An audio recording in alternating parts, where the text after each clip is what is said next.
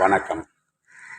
அதாவது பக்கவாத நோய்க்கு 2 வழிகளில் உங்களுக்கு பிரச்சனைகள் வருவதற்கான வாய்ப்புகள் உண்டு. அதாவது இரத்த கசிவு. எனது பிரச்சனை அதுதான். மூளைக்கு செல்லும் இரத்த குழாயிலிருந்து வேறு பகுதியில் இரத்தம் கசிந்து செல்கிறது. இது ஒரு வகை. மற்றொரு வகை இரத்த அடைப்பு. அதாவது இரத்த குழாய்கள் அடைப்பு ஏற்பட்டு ஆஞ்சியோ அனைத்தும் செய்வார்கள். அது போன்று மூளைக்கு செல்லும் இரத்தம் அடைப்பு ஏற்படும். அதனாலும் பக்கவாதம் வரும். இதில் இரத்த கசிவு உள்ளவர்கள் எந்த ஒரு பயிற்சியும் செய்யக்கூடாது. அதாவது பிசியோதெரபி என்று அங்கு கொடுப்பார்கள். அதாவது சும்மா இப்படி கை கால்களை மட்டும் அசைக்கலாம் தவிர மற்றபடி வார்ம்-அப் பயிற்சிகள் எதையும் அவர்கள் செய்யக்கூடாது. இரத்த கசிவு உள்ளவர்கள், இரத்தம் வெளியே செல்பவர்கள், மூளைக்கு வெளியில் செல்லும் அல்லது எங்கேனும் கசிவுகள் ஏற்படும் அது போன்று இருப்பவர்கள் எந்த விதமான பயிற்சியும் செய்யக்கூடாது.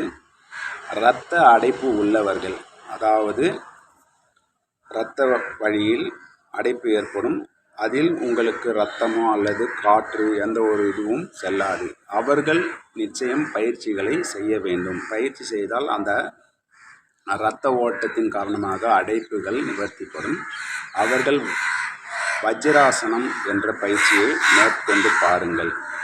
தயவு செய்து இரத்த கசிவு இருப்பவர்கள் இந்த பயிற்சியை மேற்கொள்ளாதீர்கள். வஜ்ராசனம் என்றால் இப்படி அமர்ந்து கொள்ளுங்கள்.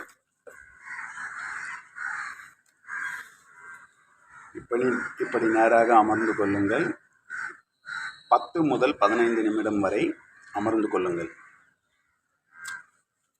இரத்த கசிவு உள்ளவர்களுக்கு உங்களுக்கு உடனடியாக இரத்தம் வேகமாக ஏறி தலை முழுவதும் குடைச்சல் ஏற்படும். அது நீங்கள் கண்கூடாக காணலாம். நான் இப்பொழுதும் செய்தேன் என்றால் அந்த பயிற்சி செய்தால் மூளையில் செல்லும் இரத்தம் வலியை கொடுக்கும். அதுபோன்று பயிற்சியை நான் தவிர்த்து கொள்கிறேன். இரத்த அடைப்பு உள்ளவர்கள் இது போன்ற பயிற்சியை செய்து பாருங்கள். உங்களுக்கு பலன் கிடைத்தால் அதை எனது கமெண்டில் தெரிவியுங்கள். அதே போன்று பயிற்சிகளையும் செய்து பாருங்கள். உங்களுக்கு நல்ல பலன் என்றால் அதையும் கமெண்டில் தெரிவியுங்கள். வணக்கம்.